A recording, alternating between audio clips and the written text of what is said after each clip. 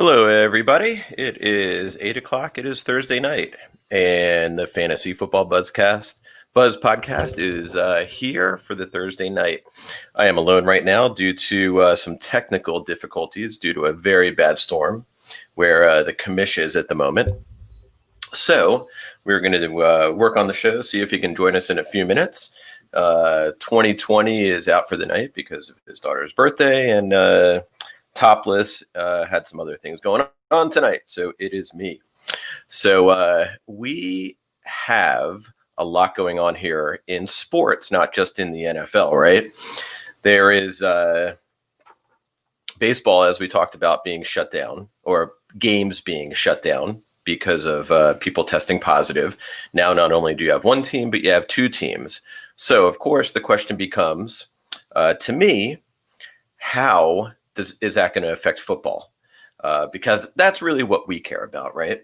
So what I'm wondering is how do we oh, there's the commish. Maybe he's coming in, maybe he isn't. We'll see in a moment.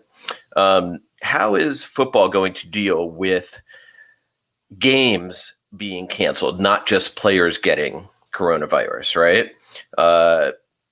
As fantasy football players, at least me, I don't care about baseball as much. I have played fantasy baseball, so I can see how that's affecting people. But with football, you have a whole team shut down, and it's just going to completely throw a wrench into any fantasy football season, right? Because all of a sudden you're going to have a whole team of players. What if it's Kansas City, and then you lose Mahomes, and you lose Kelsey, and you lose all these players? How are you going to make those back up? We just don't know. So the commish, are you there? You're there, but you look a little frozen up. So I'm not quite sure if you look like you're staring at me. You look like the Mona Lisa. I'm not getting a reaction, so I assume you're still frozen. So those are some of the things I'm worried about. Obviously, we've had players opting out. They have till the 3rd to opt out. And as the 3rd comes, I think we're going to see a few more players. Obviously, Williams in Kansas City is the big player that just opted out. And now, of course, Hilaire moves way up fantasy charts. Kamish, are you there with us now? I see you moving. Still no reaction. Your reaction is very slow. You must have a really bad storm going on there. So you join us when you can. I can't hear you. I see you smiling, but I can't hear you. Blah, blah, blah, blah. I have a bad storm going on. Yep, there you are. Okay. Whether or not I can connect, and I apologize to anybody listening with all of the issues that I'm having here. But yeah, speaking of Edwards-Hilaire, I had him going from a running back 21 all the way up to a running back 7 because of Williams opting out. And, you know, he could be even higher depending on what happens to Mixon. Because as high as I am on Mixon as a player, until that contract is worked out, or until he's made it clear that he's not going to hold out, I would probably take Edwards-Hilaire over Mixon at this point. Yeah, I mean, it's amazing. And so I have another question with that, right? You have an offensive lineman who's opted out on Kansas City, starter, right? Yeah. So how does that I mean, a lot of people are like, oh, Hilaire, I'm taking him. He's going to go in the 1st round, early 2nd round, which is huge for a rookie. But he's essentially the starting running back there now.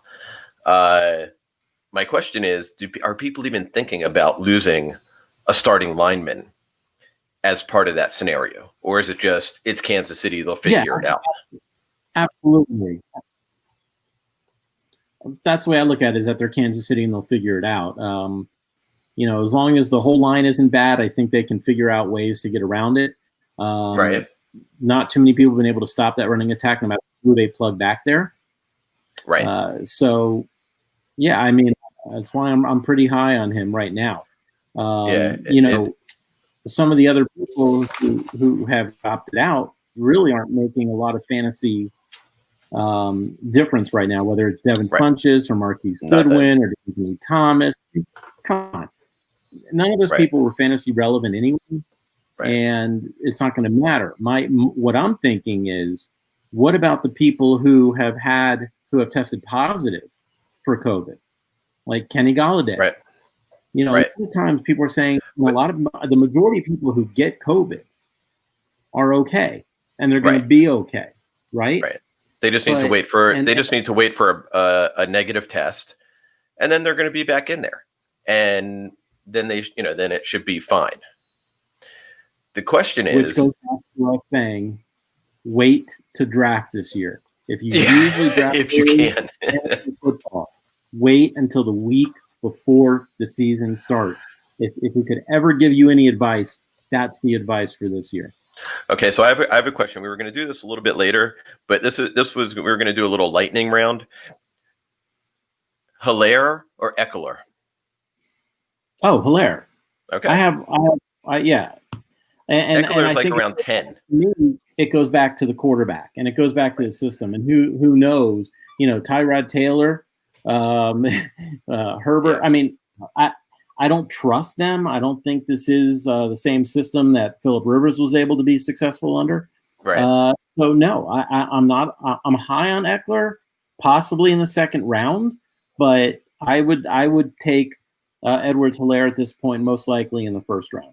All right. Yeah. I mean, it's a huge thing to take a rookie running back that early in a draft, but you're going on system, you're going on, just what that system has done. So yeah.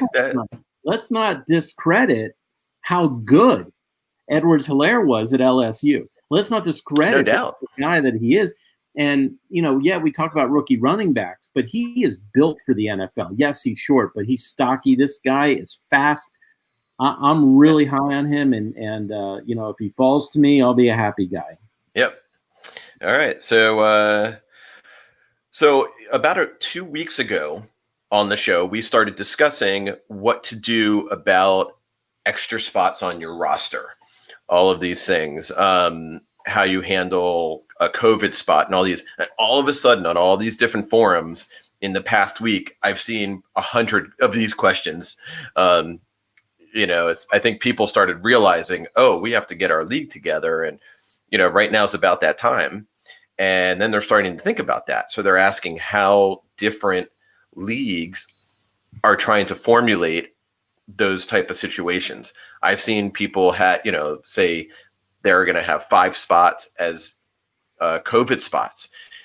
The crazy thing is you could have literally last minute that day test come out, and then that player can't play. Right. It could be 11 o'clock in the morning, just like an injury report, right? But an injury, you kind of know going in to the game that player might be injured or not, and maybe they're 50-50, maybe they're questionable, and you kind of know, and then that report usually comes out around 10:30, 11 o'clock in the morning, and you can make adjustments. Right. These COVID things might be very last minute, and there's a lot of potential adjusting that rosters are going to have to do this year. I mean, are you suggesting that each team have an unlimited COVID reserve? No. I don't think unlimited is the right way to go but if a player does go on to, if they have COVID, how do you deal with some teams? Maybe let's say one team has 4 backup running backs, another team only has 1 that week, maybe because of buys, maybe because that's how they formulated their team. And all of a sudden they have 2 COVID running backs, Sunday morning it comes out, and then they're short a running back. What do? You can't blame them for only having 1 backup on the team because they don't know, they, like I said, an injury they're generally going to know about on Friday, unless somebody gets hurt in warm-ups and whatnot, but that's a little different situation. And that's such a rare occurrence. I think that the rosters have to be built with this possibility, having more normal. I know I lost the connection for a second. What we used to have early days back in the 70s and early 80s is that you had a lot of your starters playing on special teams. Well, now special teams has become special on its own. And the 53-man roster was expanded so that you could have specialists who play only on special teams. I think what we're going to have is we're going to see some backups who may not normally have played on special teams, but they will be now because they need to be ready to come in the event that happens. I think you're right. I think having 2 roster spots on a fantasy team is fine. I also think that leagues should set week 8 as your period where if games stop before week 8, then there's no season. It's kind of like the rain check if you don't get to the 5th inning. And if you get past week 8, at that point, whoever has the highest amount of points becomes your champion if the league ends between week 8 and week 17. So you're suggesting week 8 as that spot, right? We talked about the other day. That one of the every league's going to set it differently, but 8 is right at the middle of the season. So I get that. What happens if an entire team, like the Phillies right now or the Marlins, have to shut down? Right. And it's not just one team; it's 2 teams that aren't going to play. So all of a sudden, you have a lot of people. That's a whole different discussion. It's not like they're going to make up an NFL game. Think about it this way. Remember, NFL games could be made up. They do have bye week built in, number 1. That's true. Number 2, you could always have a situation you can play on a Saturday and then play again on the next Saturday or on a Monday night. Like, you can double up a little bit, but if you remember when the Dolphins, our home opener was actually the hurricane. Because of the hurricane. Right. And so we ended up not having a bye week that year. So, I think that is possible. What did we do for fantasy that year? That was like 2 years ago. 3 years. 2 years ago? 3 years ago? What did we do for fantasy players for that game? I don't really recall. We knew ahead of time that the game was going to be canceled. I think by Thursday we knew there was not going to be no game. We were supposed to go to that game. That was the famous bachelor party weekend. There was no game on Sunday, so we knew that you adjust your roster. Right. Yep. Looks like Dolphins and Titans on bye. Right. Yeah. It looks like the commission's freezing up a little bit again. Right. So commission's hang on there. I don't know if I lost connection, but you're back now. I apologize if I did here. I'm not sure what's going on. Everything kind of went blank here. It looks like you're, like in the woods with your background, but you're back now. So that's good. All right. So there's a lot to think about with those situations. Obviously, our league is going to have those discussions. I think we should start having them sooner than later where people can throw out ideas. I would suggest other leagues do the same thing. And don't wait until, like we usually do, till the night of the draft to have this discussion. This is a much deeper discussion than, should we go to full point PPR, half point PPR? Okay, let's vote. This is a little bit different. So throw those ideas out there. If you want to give us ideas, you can call in at 772-800-2899, or you can email us at buzzfantasyfootball@gmail.com. Anyway, so tonight we were going to discuss the NFC East. Well, here's a caveat. Here's the caveat on the calling. It might not work right now. Right. Definitely don't call right now. He's definitely frozen up again. Get your damn internet fixed, would you? Anyway, what we have. So we were going to discuss the NFC East this week as we've been going over different divisions. We're almost done. I think we just have one or two left after this. But now I have dogs barking in the background. Perfect. It's what happens when you do a show from home. You're in the mountains, yeah. Anyway, so the NFC East, we have Dallas, Washington, Philly, and the Giants, of course. This division, there's really only one quarterback to draft in this division at the moment is Prescott. I don't want to say he was a surprise last year, but he had a really good year, almost 5,000 yards, 30 touchdowns. 3 rushing touchdowns. He had almost 300 yards rushing as well. I look for him to have a very similar year. He has Cooper, Gallup, who both should have good years. He also is going to be adding CeeDee Lamb into the mix, which is a really nice add. Of course, he has Ezekiel Elliott, which takes a lot of pressure off him. He should have a good year. He's looking to get paid. So we'll see how that goes. As far as other quarterbacks in this division, you have Carson Wentz, who 4,000 yards last year, 27 touchdowns. He's kind of a safe quarterback. He's going to get you points each week, but he's not really going to light it up for you. Daniel Jones, we'll see how he does in his sophomore year. He's definitely interesting, where he showed a lot of promise last year, but I don't know if I put a lot of stock into him this year. I have him at about 3,800 yards. I will say he does have some nice wide receivers that he can throw slants to, and they're going to, a lot of yak yards with Shepard and Tate and Slayton. I think you'll get a lot of yak yards, which is nice. He definitely showed promise where he doesn't mind throwing the ball downfield, so I kind of like that about him.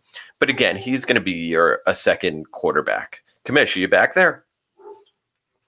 I think I'm back. You tell me. Hey.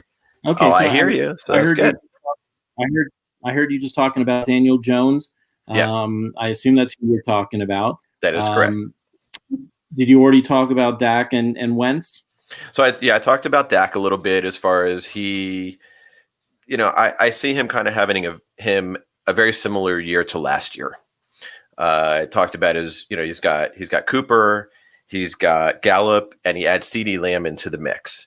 So it's very interesting receiving core. Right. I like it.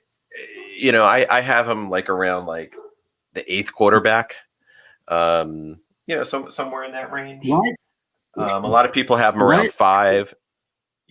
My internet went out. I think you said 8th quarterback. Yeah, I mean, some people have him. People have him 5, 6. I maybe put a couple guys. I think he's just gonna. Yeah, 3. He's my 3. He's my number 3 quarterback, and I'll tell you why. You already went. You already went over the receivers, and we talked about adding CeeDee Lamb to the mix. But one name that you may not have brought up was Mike McCarthy. Remember, this is going to be a completely different offense than what we've seen. And the fact that the number 2 quarterback in fantasy points last year, now gets CeeDee Lamb and has Mike McCarthy's offense, I really don't know. You're going 3. I am going 3.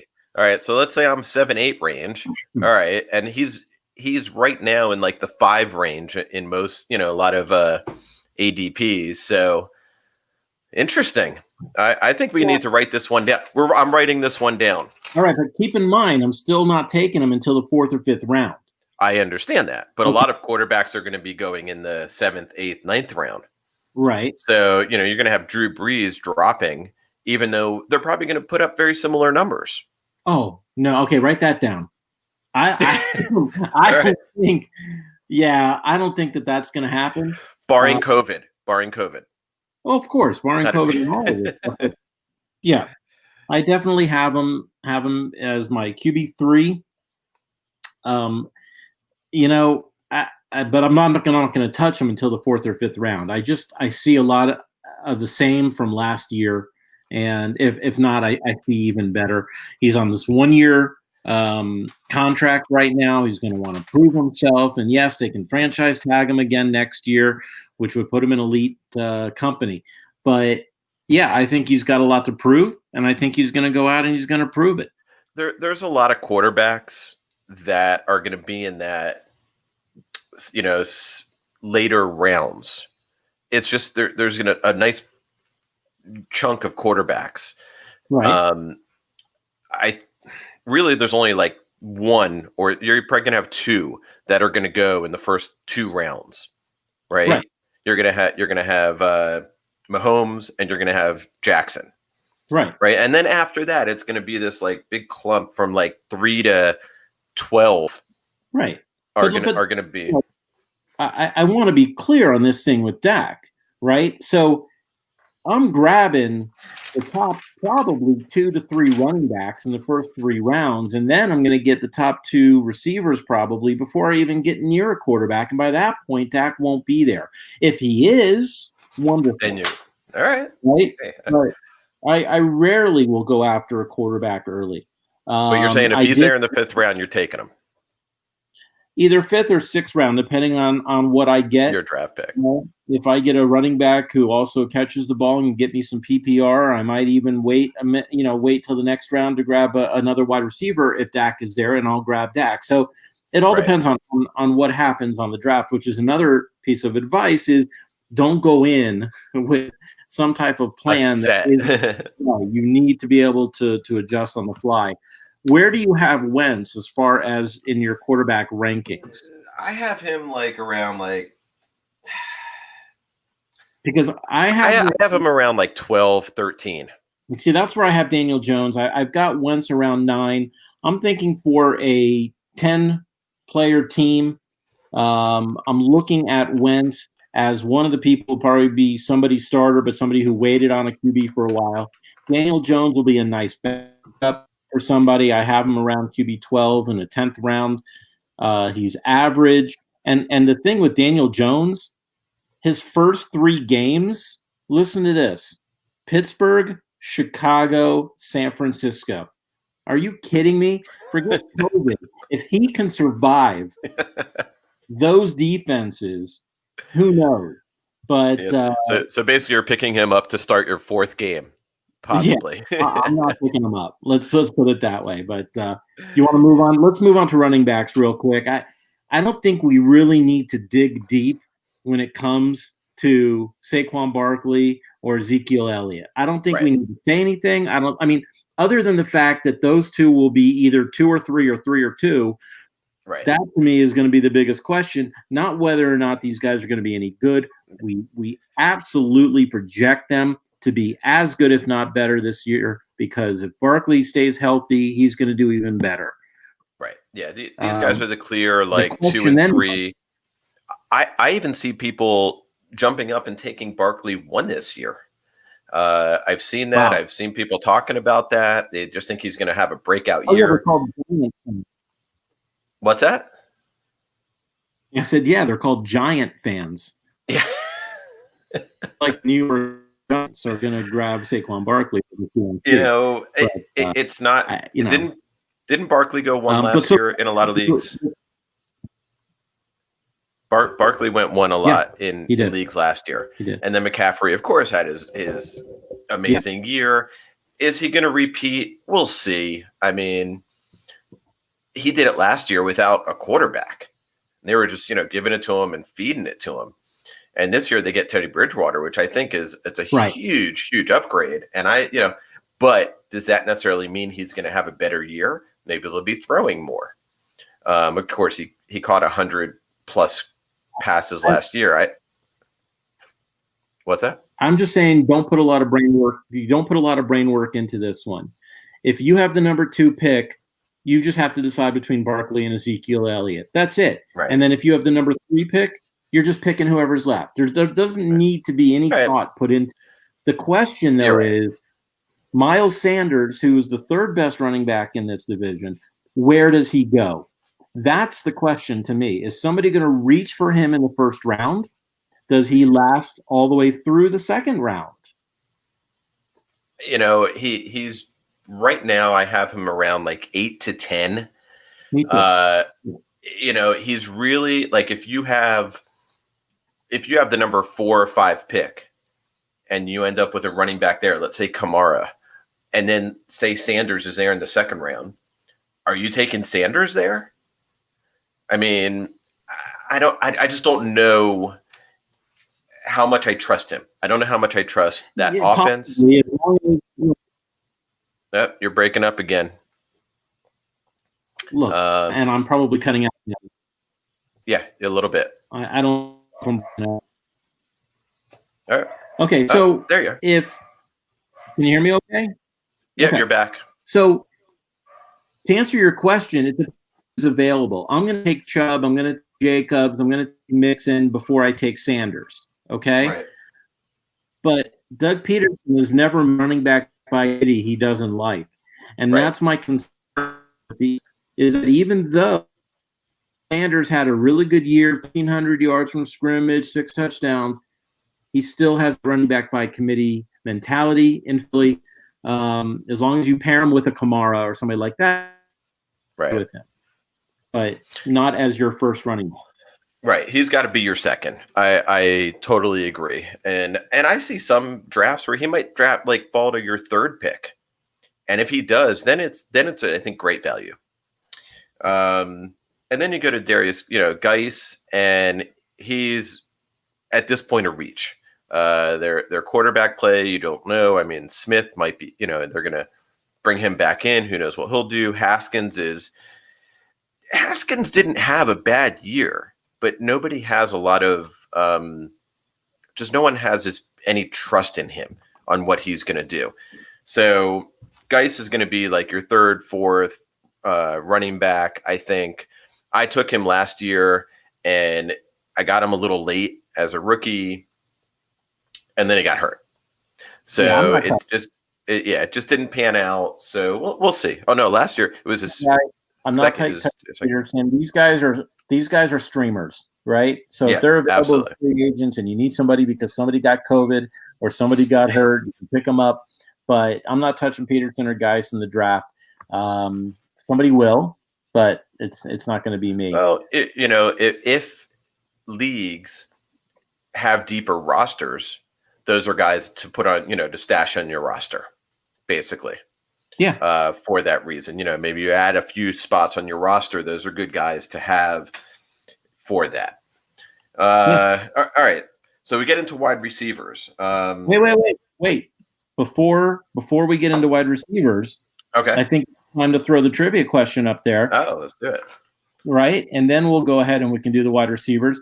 I was asked this time to make it a little easier because it seemed my question. So here's the question tonight. In the Super Bowl era, what 4 quarterbacks have gone 10 years without missing a start? So they've gone 10 years without missing a start? Some of you do. Yes, they went 10 years without missing a start. Okay. They could be. Yeah.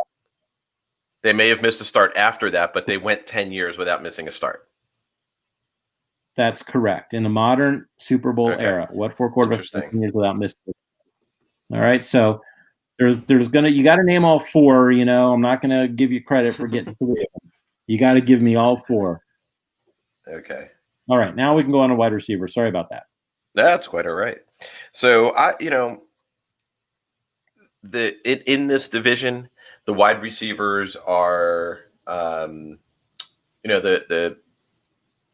class of the wide receivers in this division is with Dallas, right? Cooper, Gallup, CeeDee Lamb, all these guys actually could have really good years.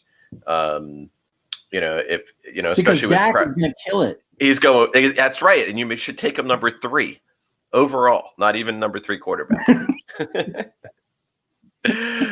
But yeah, I mean they're all these guys. CeeDee Lamb is a great addition to that wide receiving core. Cooper's frustrating. He frustrated me last year. It seemed like every game he should have had 80 more yards and another touchdown. It felt like, and he did have a decent year. I mean, he went for almost 1,200 yards and 8 touchdowns. But it was one of these years that it felt like he should have had 1,500 yards and 13 touchdowns. And that would have been a monster year. Well, it's when we're talking about Julio, right? We were talking about consistency and what makes him so great versus somebody like Calvin Ridley, who has a lot of skill, but he just isn't consistent. Right. And that's the problem with Cooper. Now, remember, in Oakland, nobody wanted to touch Cooper. Everybody was hoping Cooper would do well. He goes to Dallas. He becomes a superstar now.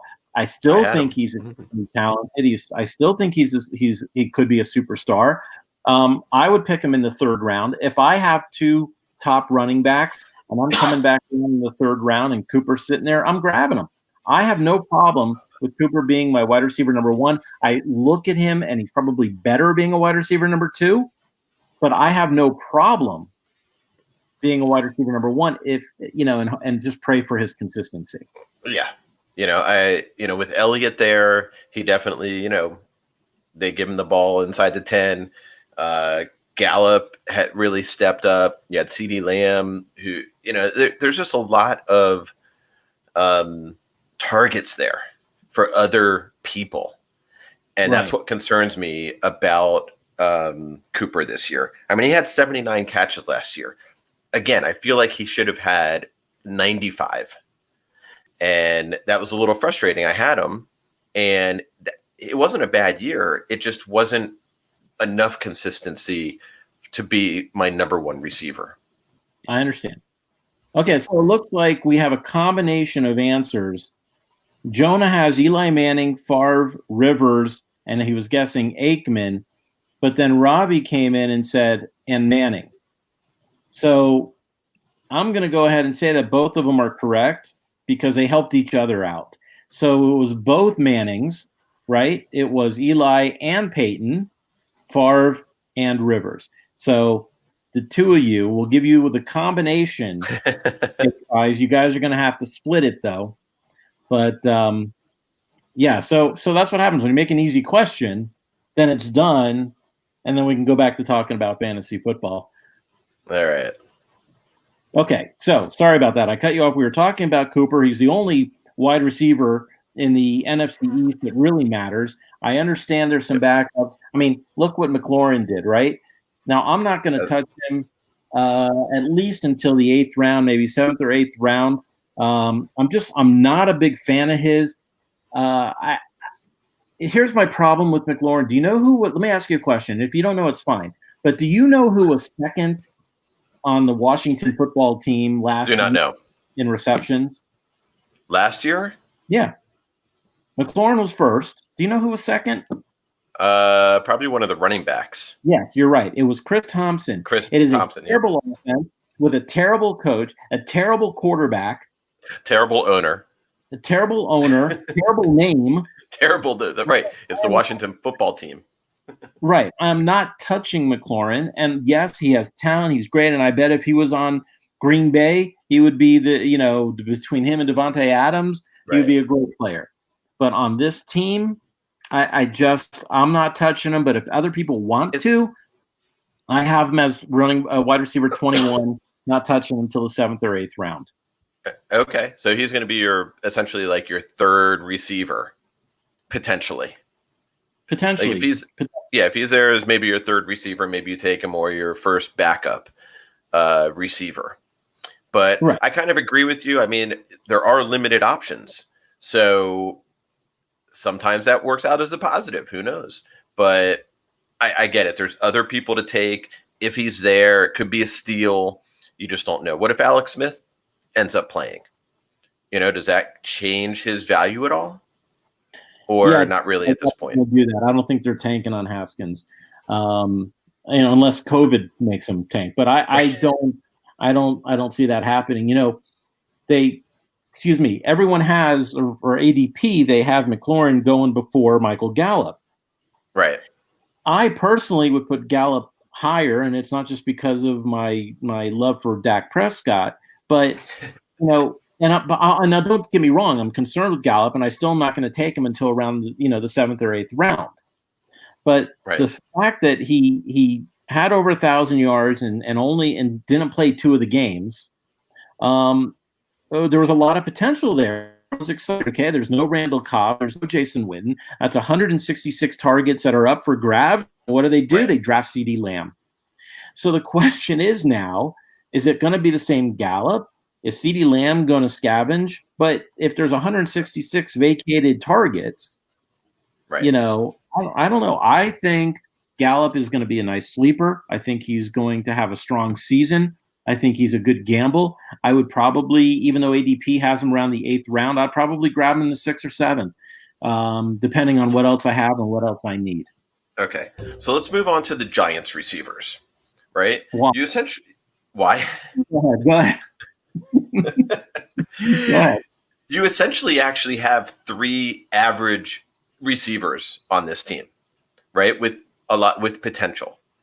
Now, if you took one of them away and you had two, so you had Shepard and Tate without Slayton, or Tate and Slayton, maybe those guys move up. But with having all three of them, makes any one of them, to me, harder to draft until later rounds. Later rounds, you mean if you're picking up 27 guys? Because I personally, I'm not touching a giant receiver. I think they're streamers. I think that based on, look, Golden Tate, 32 years old, had some flashes.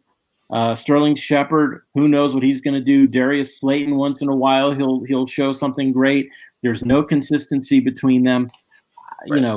Personally, at this point, I'm not touching giant receivers. I'll stream them possibly on a week-to-week basis, but that's about it. I mean, Slayton had 8 touchdowns last year.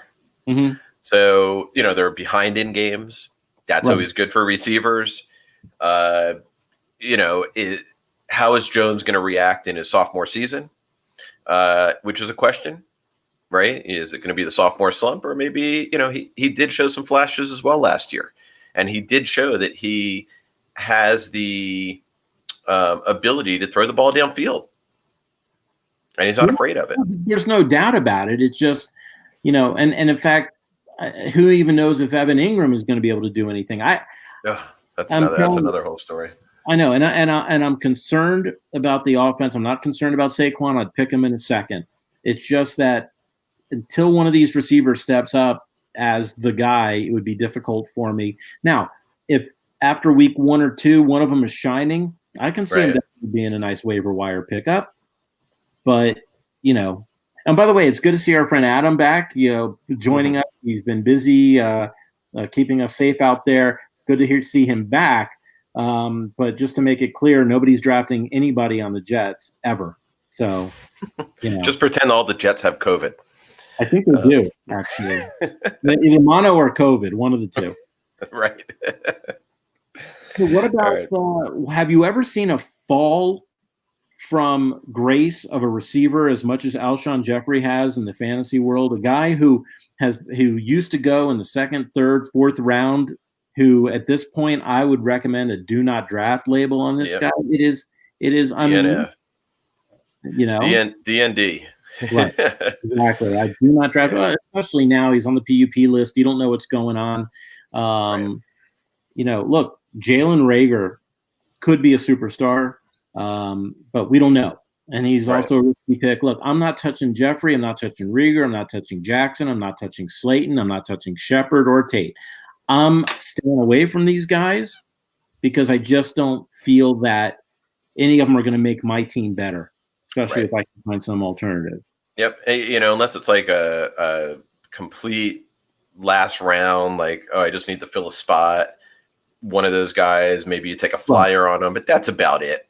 Yeah. And, it's crazy because you really have Wentz a little higher up, yet none of his receivers are really draftable at this point, which is amazing. I agree. Right? We went through the same issue last week when we were talking about the NFC South, right? Where you have all these receivers really high up and quarterbacks were a little bit lower. So it's interesting sometimes, because you still have Wentz as a draftable quarterback. So we'll see what happens there. Yeah. So we move on to look at our tight ends, and then that brings us to tight ends. Your obvious pick there is Zach Ertz, right? That's probably... No, I don't know. Honestly, I don't know. Yes, he is by far the best out of this, right? Out of these 4. But how do you feel about Dallas Goedert sharing the catches with Ertz? Does that scare you at all? Does that concern you at all? I think, I picked up Goddard late in the year last year just for a stream pickup. And, he had a touchdown in the game that I picked him up and it was good. And I think he had like 60 or 70 yards. And I know for a fact that Ertz owners were so frustrated last year because you're looking at the jersey and you're like, is that Ertz or is that Goddard? And Ertz owners, when they saw that it was Goddard, I think it was 88, was like, oh, it's like, because they're throwing to that tight end area on the field, and they're assuming it's Ertz, and so many times last year it wasn't. I think that this could end up being like one of those Gronkowski Hernandez tight end duos this year, right? Because of they were last year. Well, right. It could even be more this year because those receivers are a year older. You have a rookie. You have Jackson, who's a year older. He's still fast. He can still get out there, but all these guys are a year older, and they didn't really do much to the receiving core this year. So I think it makes both of those guys more valuable. So where are you drafting Ertz? Round wise, you have him as like which tight? Like at what point? Which tight end do you have? I mean, he's really the three. He's really still the 3 or 4 tight end. I don't know that I am drafting him before like the 5th round, personally, because I think tight ends are deep enough that I think I'd be okay with another tight end if I didn't get him. I'm not going to jump up and take him in the 2nd or 3rd round because it's Zach Ertz. Yeah. If Goddard wasn't there, then maybe. Yeah, that's how I feel about him this year. Okay, all right, that's fair. What about Evan Ingram? Where do you have him? I have him around like 6 or 7, and so let's do that. Okay, you got Kelsey and Kittle; those are the class of the tight end group, right? Right. Whatever order you want to put them in. Then you're saying third, we can grab somebody like Zach Ertz. Then possibly we already talked about Mark Andrews when we were talking about Baltimore. Will Darren Waller be the same Darren Waller he was last year, even though they have more mouths to feed now? Do you pick Evan Ingram at this point? Do you pick him before Waller? What are you thinking? I think I take Waller before I take Ingram. I know Waller had this, crazy great first half of the year and then kind of fell off a little bit at the end of the year. But I think he'll be more solid than Ingram throughout the year. And I just think that some of these other tight ends, Jared Cook, I think Ingram's going to be in that kind of discussion. Higbee, Cook, Henry, so I don't know that I jump up and take Ingram instead of waiting for one of those other guys. Let me change your mind. Let me change your mind right now. Okay? No. Yeah, I don't know if I'm breaking up. Can you hear me? You're okay. Okay. So, do you know who the new coordinator is? Now you're breaking up a little bit. Now you went away. I heard you say, do I know who the new offensive coordinator is? There you're back. No, I do not know who the new offensive coordinator is. Coordinator for the Giants. I do not. Okay. It's Jason Garrett. And if you remember, Jason Garrett in Dallas loved the tight end. He does. And he made Jason Witten a star, made him come back from Monday Night Football, where he was terrible.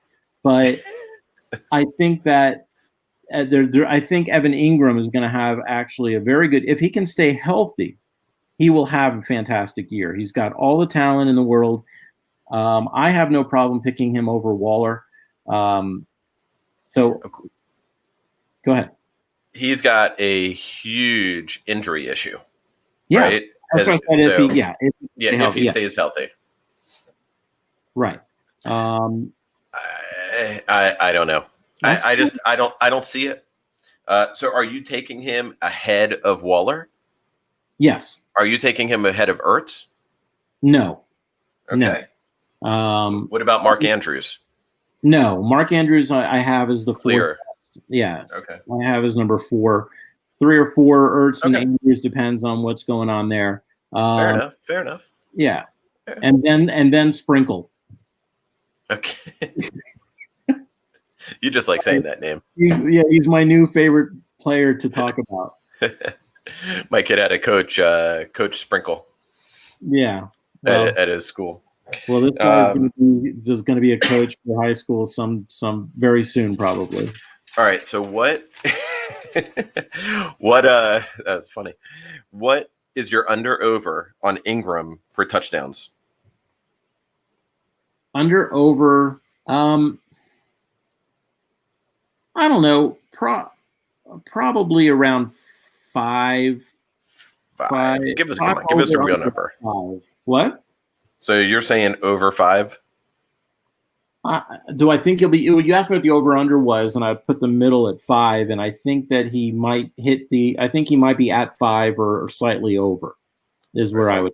I'm going to put you as you're going over for 5. If you're thinking about taking him in the number 5 spot as a tight end, you got to think he's going to score more than 5 touchdowns over the year. I don't know. I mean, of course you don't know, but you got to think about it. 5 touchdowns last year. How many touchdowns did George Kittle have last year? This is fantasy football. You have to guess. I understand that. What I'm saying is, look at Kittle last year. All right, so Kittle How many touchdowns did Kittle have last year? Kittle had 5 touchdowns last year. He had 85 catches for 1,053 yards. That's what I'm talking about. 5 touchdowns. He should have had more. I understand that you were I understand that you were asking me about touchdowns. Yeah, I think that the over/under on Ingram is 5 touchdowns. Okay, so Travis Kelce had 5. Kittle had 5. Kelce had 5. How many do you think Zach Ertz had? How many do you think Zach Ertz had? Probably 5 also. Zach Ertz had 6. Okay, and he only had 140 yards less, 130 yards less than George Kittle. Okay, and then Mark Andrews had 10. 10, right? And I know that Mark Andrews in several leagues, and his number of catches per touchdown rate is ridiculous, and no way he's going to be able to keep that up. Right. But I know that Waller and Ingram did not do as well. They didn't have as many touchdowns. I know that Hunter Henry, when he came back, he probably had around 5 or 6. He had 5. And Jared Cook, how many touchdowns did he have last year? Oh, probably 10, and probably every one of them was at the last half of the season. He had 43 catches. He had 43 catches. He had 9 touchdowns. Yeah, don't get me started on him again. We already went through that with Jared Cook, last week. Yeah, right. So I think that the point here is the only ones that are really relevant. I don't think anybody's going to take Blake Jarwin. If they do, it might be a streamer. But Ingram, Ertz, then for me, Ingram at that point, and then Goddard, and then Sprinkle. But I'm just kidding about Sprinkle. I'm not touching Sprinkle. But I know. Yeah, so that's about it for me. I don't want to spend too much more time on tight ends. I think Does Washington even have a tight end? Does Washington even have a team? No, I don't. No, they have Sprinkle. That's their their starting tight end. I know. And who knows? A team that used to be known for their tight ends is in trouble. So, all right. So, what else do we have tonight before we wrap it up? I don't have anything else. I think we did a good job. We went through the NFC East. We talked about some of the relevant things going on in the league right now, and I think so. Send us your emails, buzzfantasyfootball@gmail.com. We're going to be on again Monday night at 8, maybe 2020 and topless. We'll be back with the Cyclop and the commish. Maybe you'll have your internet fixed. Maybe you won't. We'll see. I know we're getting a storm here now, too. It's probably the one that you guys had an hour ago. But everybody have a great weekend. Keep your eye on things. Tomorrow, baby. I know the NBA starting up tonight, so they have things going. Let's see how long that lasts. Yes. Right. I'm actually surprised that the NFL didn't figure out a way to be in a bubble. I agree. And let's see if it works in the NBA. Obviously, it's not working that great in baseball so far. We'll see how that pans out.